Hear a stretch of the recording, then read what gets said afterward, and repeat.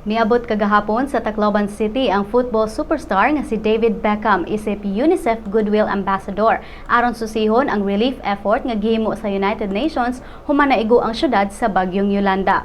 Gihatagan ni Beckham ang kabataan og prioridad ato sa iyang pagbisita apan lakip na sa mitapok kaniya sa iyang pag-abot ang kapin usa ka gatos nga mga survivor sa bagyong Yolanda.